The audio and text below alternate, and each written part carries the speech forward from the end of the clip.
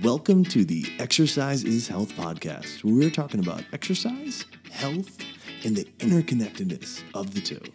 We are your hosts, Charlie and Julie, and we will be coming to you every single week from our studio, Muscle Activation Schaumburg.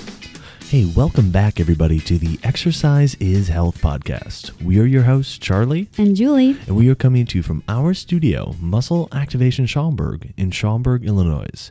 Now, at Muscle Activation Schaumburg, we believe your health is your most valuable asset. Your health is one of the biggest influencers of the quality and quantity of time that you have. And while there are many aspects of health, our expertise is exercise.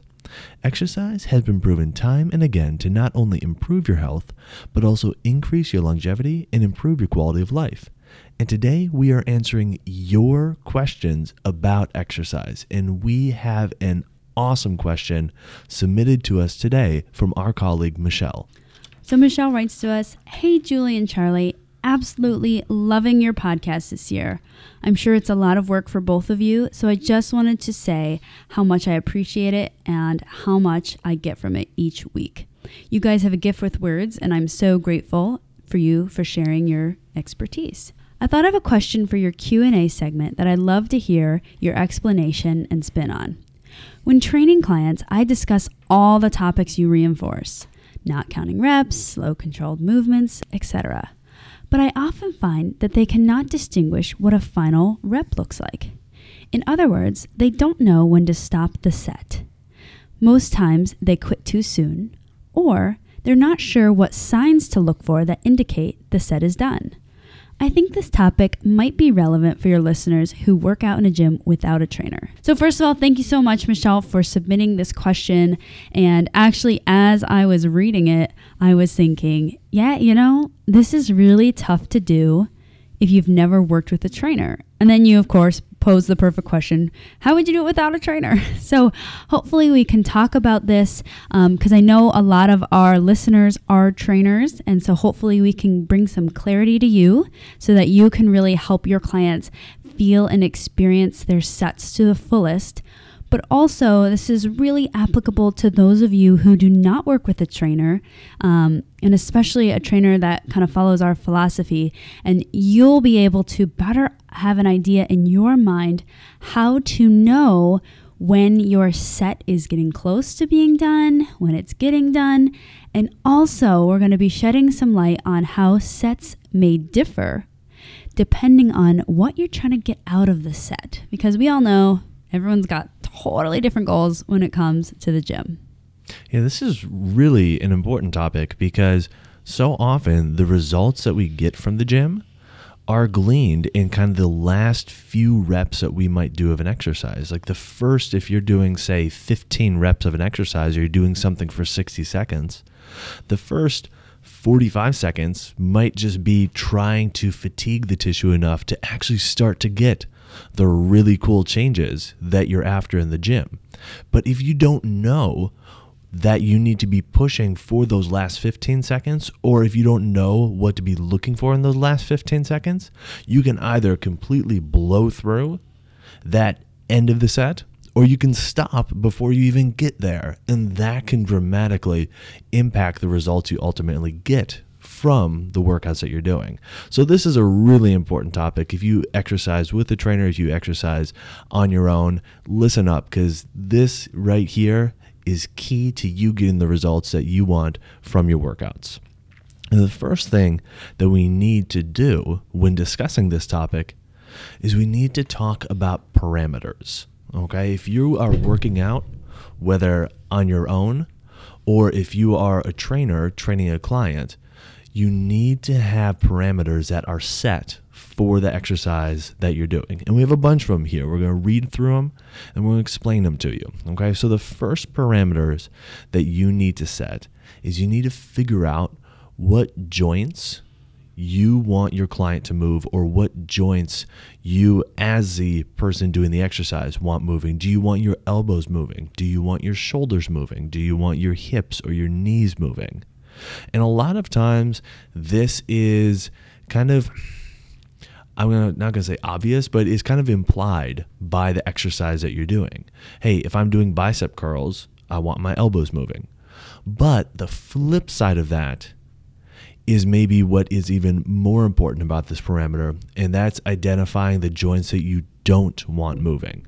So you need to identify what you want moving, and you need to identify what you don't want moving. In other words, if I'm doing a bicep curl, do I just want movement around my elbow, or am I going to allow for a little bit of shoulder motion as well? And you can decide that strategically. So that's kind of the first parameter. Yeah, and actually, I know Charlie and I refer to the resistance training specialist quite a bit, but in the first science class of RTS, I loved what Tom Purvis said. He goes, as a trainer, and I guess if you're thinking you're training yourself as well, so as a participant, you need to be equally focused on what's moving and what's not moving. And this blew me away because, when we think about exercise, we automatically think movement. We think exercise is movement, and that's actually not correct. And in this scenario, 50% of our focus needs to be on what's not moving during the exercise, because that's what keeps our form good. That's what keeps the exercise appropriate for what we were intending to do. So just to highlight that, it is crucially important to be focusing also on what's moving, but also what's not moving. And this is a really tough one for people to get down, especially when they're working out on your own, because if you're just thinking about, hey, I need to get the weight up to my shoulder if I'm doing a curl, or if I'm doing a chest press, I just need to push the weight away from me, and you're not thinking about, okay, I need to control my trunk, I need to stop myself from swaying front to back, I can't be squirming side to side. If you're focusing on doing all the not moving stuff as well, that's really difficult to do. It becomes a pretty significant juggle that you end up doing with these exercises. So a lot of times what we see people doing when they're working on their own is they're so focused on the moving part, they completely neglect the not moving part. And then what started off as a very or relatively specific exercise becomes a very general exercise as they start to involve their shoulders more and their trunk more and their hips more. And before you know it, this biceps curl exercise becomes a total body fling of the weight in order to try to get those last few reps. So we need to understand what parameters are being set and acknowledge when those parameters are broken or when we've deviated from those parameters. And the first parameter is what is moving and what is not moving for the exercise. The second parameter that we're going to talk about is tempo. So how fast are you moving? Then we're going to talk about sensation, kind of what are you feeling with the muscle, or what's your goal of feeling something with the muscle. We need to talk about where the focus is of the person doing the exercise. Where's the intention of the client? Or if you're doing the exercise, where are you putting your intention while you're doing it? We need to talk about how much motion you are using. And we need to talk about the effort level or the level of exertion that you want to reach by the end of the exercise. And ultimately, we need to discuss what your goal is of doing the exercise in the first place. Okay? So these are all the different parameters that we want to hit. Perfect. So now we're going to go through those same parameters and give you a visual of what we're talking about by using exercises that are pretty common to see in the gym. So I'm hoping that once we go through this, you'll be able to better visualize how each parameter could be in play here. So let's start with what we started talking about first, which was the moving and the non-moving parts of your body for each exercise. So I liked the first one that Charlie started with bicep curls. So imagine you're doing standing bicep curls, and oftentimes we think, oh, we're going to bend our elbows. That's what a bicep curl is. But that includes a lot of other stuff. For example, do you want your shoulder to move into flexion and extension? So if you think about doing a bicep curl, do you want your elbows to physically move forward away from your body or back away from your body? Do you want your body swaying back and forth, or do you want that stable? So as a trainer, or if you're training yourself, you're just working out by yourself, you have to make that decision. Okay, I like my elbows to move. We already know that. But do I want my shoulders to move? And do I want my body to sway? And then you want to check out, maybe using a mirror, especially if you don't have a trainer. Are your shoulders moving? Is your body swaying back and forth? Oftentimes, if you look closely, you'll be doing a bicep curl, and right at the very top, you go into a little bit of shoulder flexion, meaning your elbows travel forward a little bit. So play with that. You'll notice that even how you feel when you're doing your bicep curl changes because you changed what you're allowing to move and what you're allowing to not move. Another really good example of this, and I'm sure you've seen this because this one is very common to see. If you see someone on the knee extension machine, and when we think about doing knee extension, we're usually challenging our quad muscles. And when you're doing knee extension, usually seated in a machine, and we imagine the moving part will be our knee joint, and that's what's going to move. But if you ever see someone start going up in weight, and probably going up in speed too, you'll start seeing their hips go up and out of this chair, like in and out of the chair. Check it out next time you're at the gym. You will definitely see this. So what's interesting is that we decided that the moving part was the knee joint. And as things changed in the set, maybe it got harder, maybe you got further in the set. Now we're allowing another joint to move, the hips or the trunk. So we have to make a decision. Is that okay for that area to move? So usually when I do a knee extension exercise, I'm saying, okay, everything needs to be not moving except the knees. And so those two are examples of this parameter of what are you deciding to allow to move and what are you deciding to not allow to move, and sticking with those. And then the idea is, if you decide that you don't want, say, your shoulders to move at all while you're doing a biceps curl, once they start moving, that for you is the end of your set. Like, that's your last rep once they start moving, because you've broken that parameter. If that's a parameter that you've set, once you break that parameter, then that was your last rep. You are done for that exercise for right then. Now, the next parameter that we're talking about is tempo. So how fast are you moving? How fast are you lifting the weight up? How fast are you lowering the weight down? And this is really important, the speed with which you're moving. You listening to our podcast in the past, you probably picked up that we are proponents of moving slowly. And when we say slowly, we mean slowly. But that doesn't mean that has to be the parameter that you set for yourself. Regardless of how fast you choose to move, having the parameter set of how fast you're going to move can start to give you some idea of whether or not you have hit the last rep of your set.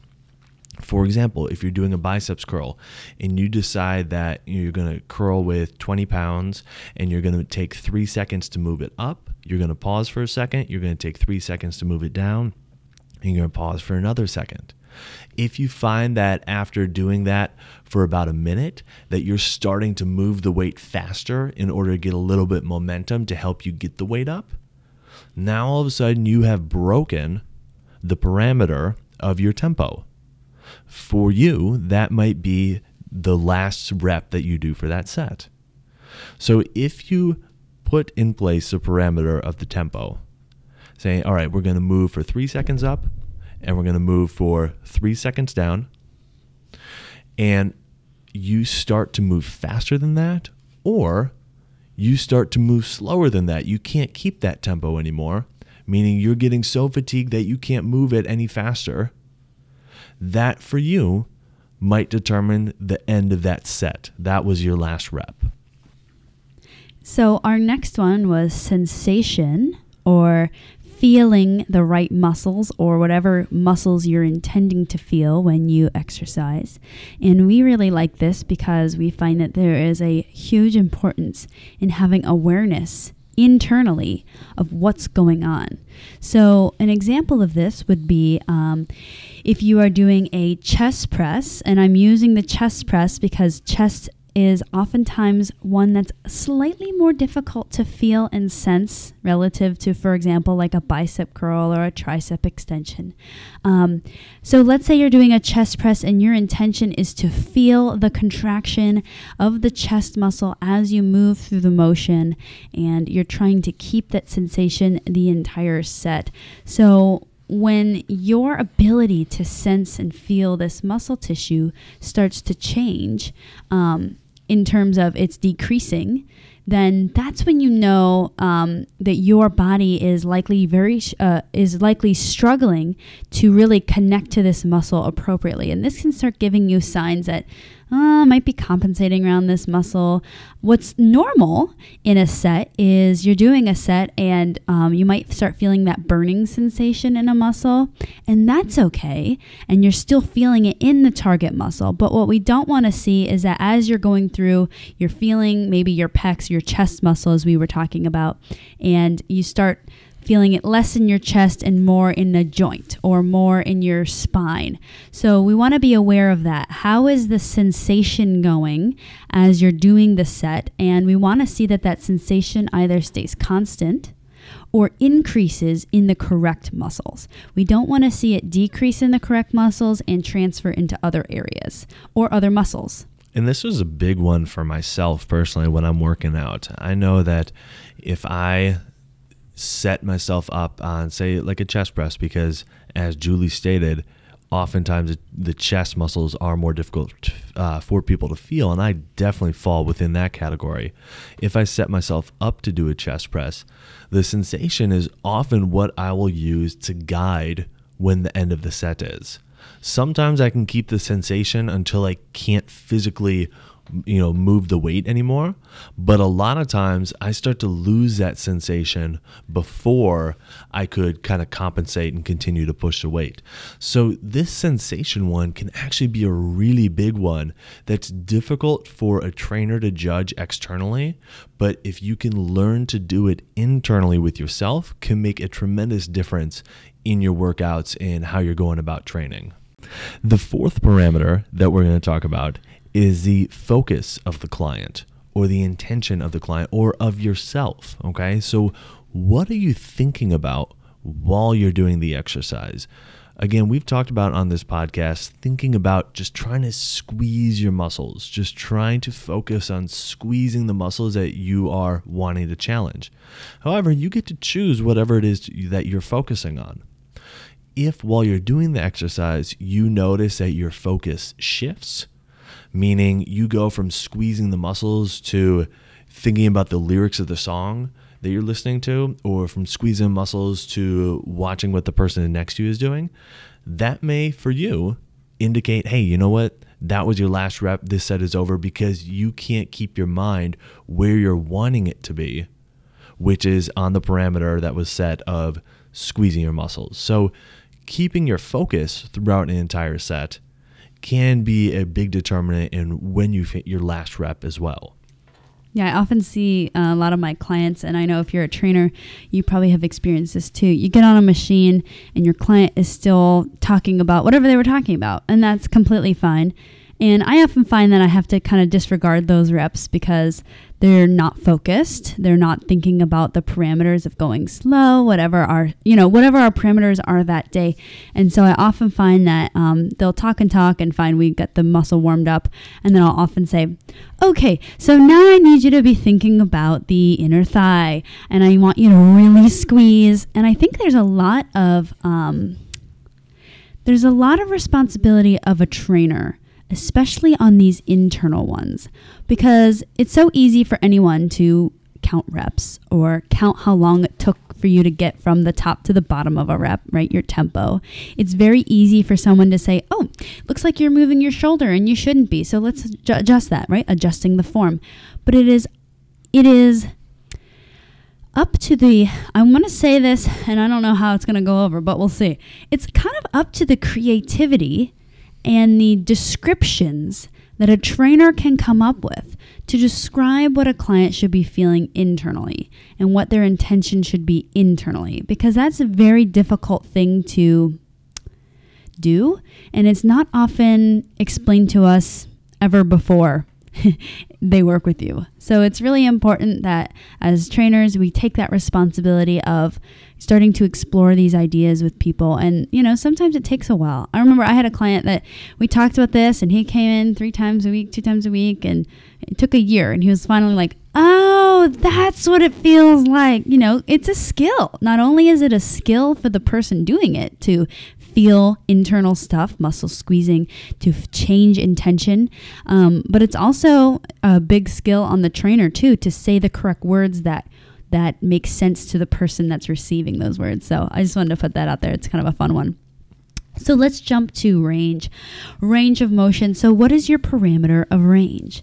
And I know usually in the fitness world, we're always thinking, oh, I got to do full range, the whatever. So anyways, full range is fine, but there are also instances where you might feel like it's better for us to be doing half ranges or no range and do isometric. So you got to decide, what is your parameter for range? How far is this individual going to be moving into the range? So here's a few examples. So let's say you're wanting to help someone strengthen their muscle in a full range. So you might be cueing them to be squeezing and moving through as much range as they can do with control. That's cool. You also might find that there are some instances, maybe someone has a knee that's crackly and it really bothers them and hurts them. But you notice that when they do knee extension, it doesn't start crackling until the very top of the range. So you might decide, hey, for this instance, we might just do 3/4 of the range. So why don't we stop just shy of that crackling, and that way we don't have to get into that bothersome part of the range. So you might want to play with range. Also, range is one that I think is often labeled with rules. For example, let's say you're doing push-ups, and oftentimes we say, well, the full range is getting your chest to the ground, so let's go ahead and do that. So sometimes you might say, well, I'm going to pick a range that's more appropriate for my current active range of motion of my shoulders, not what's currently offered to the push-up world, which is get your chest down to the floor. So we often recommend that you're going off of active range of motion, meaning check how your body moves without weight and see how your body will naturally move without weight and not being shoved into ranges of motion, and that would be your full range. But then there are other things that might dictate decisions on top of that, whether you're doing partial range or no range, you're doing isometrics. We often find a lot of times when people have never worked out, isometrics can be really nice because you're taking out the whole part where your joints have to move. So the parameter there is that nothing moves, but you are squeezing muscles and not using any range. And then as you fatigue over the course of the set, your range of motion might change. So you have to determine beforehand, are you all right with your range of motion changing while you do the set? Meaning, let's say the biceps curls, are you all right not bringing the hand all the way up to the shoulder as you get more and more tired, only going halfway up and then only doing, the bottom part of the range? Or are you going to decide that your set ends when you can no longer move as far as you did on the first rep? So determine that beforehand. Is your set done when you can no longer move? Or is your set done when you can no longer move as far as you did or as much as you did on the first rep? Or is it somewhere in between there? So set that parameter before you dive into the exercise, and then that can help guide when you've hit your last rep. Now, the last parameter that we're going to talk about is what is the effort level or the exertion level that you're going to hit at the end of your workout. So how fatigued at the end of the set rather, how fatigued do you want to be at the end of the set? Are you taking this to like a 10 out of 10 where you literally cannot do another rep? You can barely move at all, if at all? Or are you taking this to, a 5 out of 10 where you're starting to feel some sensation, you're starting to feel the muscles burn a little bit, but you're not super fatigued? What is the level of effort or exertion that you want to be at the end of the set? Determining that beforehand can help determine when you've determine when you've reached your last rep and when that set has ended.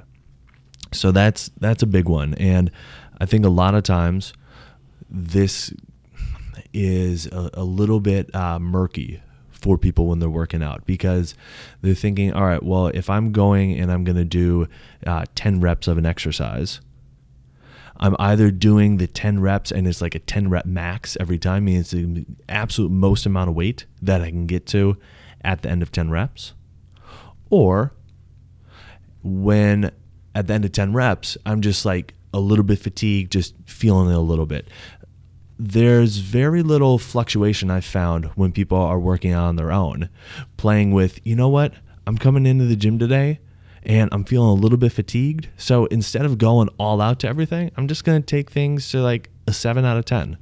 Or, somewhere just kind of this medium range of fatigue. As opposed to, hey, you know what, I'm feeling great today and my body's well rested and I can come in and I can take these sets to a 10 out of 10 exertion level. So determining what you want your exertion level to be by the end of the set can determine when you've done your last rep, and you can use that as a guiding parameter. Yeah, you bring up a good point, because I find that a lot of times people feel that if they're not 100%, then anything I do in the gym will not be effective or will not push me in the direction I'm trying to go. And this is actually very, very, very far from the truth. And a lot of times when we get new clients, they'll often, cancel a session if they're not feeling perfect. Obviously, like if they have the flu, we don't want them coming in. But, if something's not feeling great, maybe they're a little underslept, and they don't understand, like, hey, as trainers, it is our job to make it appropriate for your body. It is not our job to push you off the cliff and make you work your hardest. So actually, if you're feeling not perfect, that's probably one of the best times to work with a trainer, as long as they go off this philosophy, because the goal every time should be, let's get your body doing better than when it came in. Because if your body's doing worse when you leave the gym, how did that get you closer to your goal? Every workout, whether you're feeling awesome or you're feeling pretty fatigued or you're feeling emotionally stressed out, should be tailored so that it is pushing you towards your goal. And this is a huge piece with the effort level, because a lot of times we think, if I'm going to the gym, my effort needs to be max. And that's it. That's all I have. So as we reviewed these parameters, I do want to highlight, you probably noticed that there are no hard set rules here. Everything is a decision made on you as the trainer. What do I want to see? What are the parameters that I need to see today? And or made by you if you're not working out with a trainer. What parameters am I going to allow to not be broken at all? Are there parameters that I think, if this one kind of manipulates a little bit, I'm okay with it? And so we're going to jump into some goals here on different goals you might have at the gym that may allow you to consider which parameters you might let loose a little bit, which parameters you should definitely not let loose at all. So let's jump into that. So the first goal that we're going to talk about is just increasing the function of the muscular system. And a lot of times this can be paired with, say, an MAT session. So if somebody comes in and we're working on their knee extensor muscles with MAT, we may decide, hey, we're going to follow that up with some very specific exercise to help improve the function even more than what we did with the MAT, to kind of add on to that. So we might do, say, a knee extension exercise with them. And all right, so if we have the goal of increasing function, when we're talking about, all right, the first parameter, moving or not moving, we want to make sure that the joints that we want moving are the only things that we have moving, okay? We don't want to have them on the knee extension. It becomes this very kind of hip extension, trunk extension exercise. It's like, no, the trunk and the hips are locked into place, and the only thing you are using to move this weight is going to be your knee extensors. And so you need to get very specific and very disciplined with the moving, not moving. With the tempo, it's going to be about the same thing, okay? We don't want to see them, flinging anything. We want a very strict tempo the whole time. Same thing with the sensation. This is going to be a big one. Hey, can you really sense the muscles that you're using for this exercise? Making sure that they're staying focused the entire time, making sure the range of motion is very specific. And then that effort or exertion level at the end, we may get to play with this a little bit. If somebody's functioning at a higher level, we may decide that we want to take them closer to a 10. If somebody's not functioning at a higher level, we may decide we just want to do some reinforcement with the MAT, or reinforcement for the MAT, and have them stop at, a 3 or 4 or 5 exertion. So the exertion level is where the play starts to come in. The other 5 parameters are pretty fixed. Like, we're not deviating from those parameters at all. The next one would be individuals that are exercising for strength or hypertrophy. So for this output strength and hypertrophy goal, the goal is to really get the muscles to be challenged, right? Because that's the way we're going to have them grow in terms of size and also in terms of strength. So for this one, because we're trying to stimulate the muscle to a great amount, I would be a big proponent of making sure they stay really safe during this. So being real stickler on what is allowed to move and what's not allowed to move. And you got to remember, when we start getting heavier and heavier in weight, that is when we start wanting to move the non-moving parts to help out and to kind of compensate cheat a little bit. So make sure you are really strict to the moving and non-moving parts. Your tempo, you might want to be flexible with tempo. Maybe you start out really slow and you say, well, when you can't tolerate slow anymore, I'm going to have you go a hair faster, but still not have that momentum. So you might be flexible with this. That's okay. You might also be flexible with range as a trainer. And also, if you've worked out before, you probably recognize that near the end of a set, it's very difficult to get the full range. And, it's not creating injury to not do the full range. It probably would create injury to go past the full range, but doing less than the full range may be okay. So maybe near the end, you feel comfortable. Let's do half reps because that's all you got. Let's do quarter reps because that's all you got.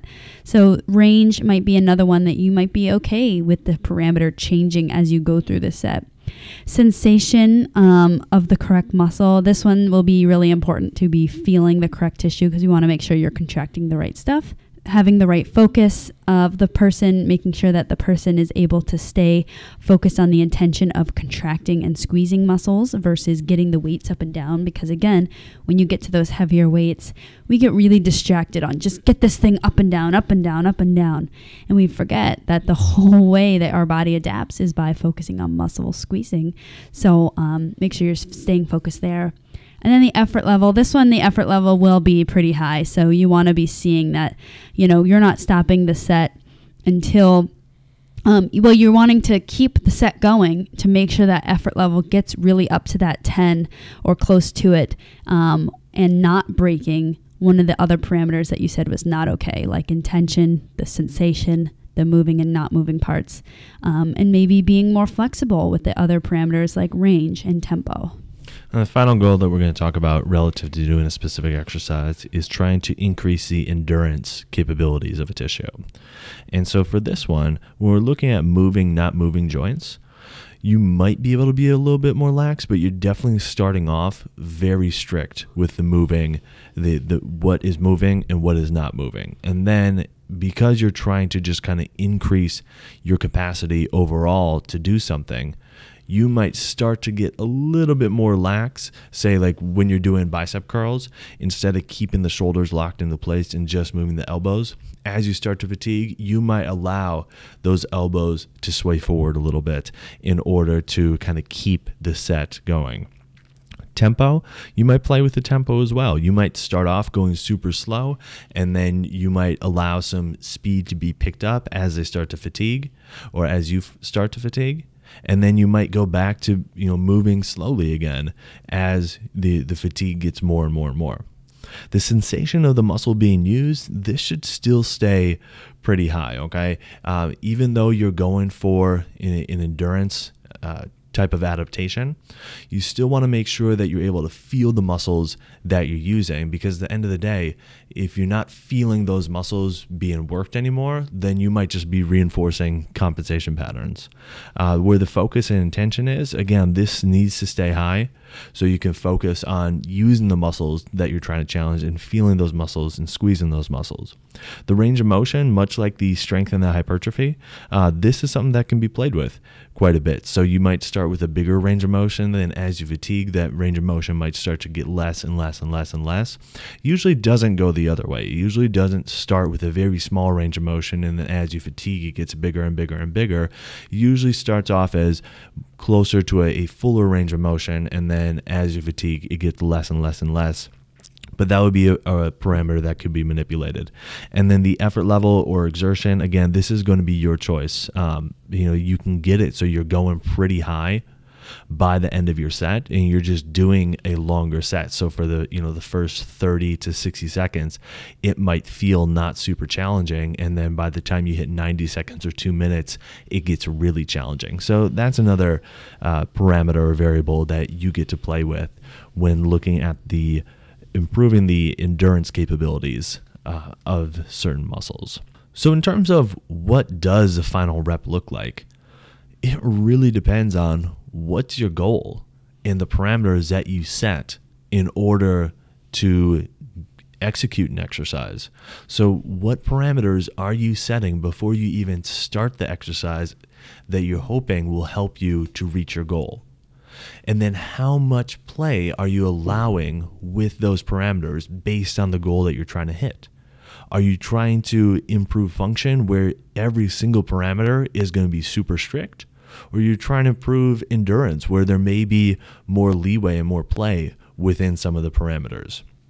That is your call. And then so that's the choices that you get to make when you are training a client or when you are training yourself. But understanding what your goal is and understanding what the parameters are, setting those parameters initially, and then acknowledging where you're going to allow some play for the parameters will help determine when you've hit your final rep for a specific set. Also, I want to open this up, especially if you are a trainer, to a little bit of creativity. I think it's important to acknowledge that we can create parameters and you can create parameters.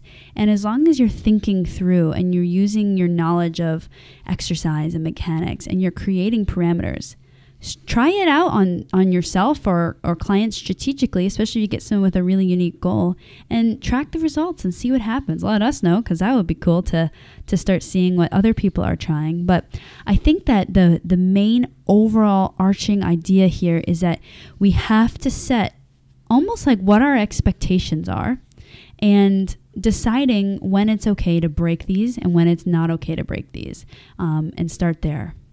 Now, if you have a question for us that you would like us to answer on our podcast, send it over to info@matschaumburg.com, and we will make sure to put it in our September episode, unless we get so many questions that we just have to push it into October or November or December or into 2019. Who knows? Shoot us over your questions, and we'll be more than happy to answer them on air. Now head on over to iTunes, click subscribe, and find somebody to share this podcast with. Who do you know that needs to hear this information? Who do you think would benefit from hearing this information? Who's working out on their own that needs a little bit of guidance on how much they should be doing at the gym? That would be a great person to listen to this episode. Thank you so much for tuning in. Have a fantastic week, and we'll talk with y'all next week.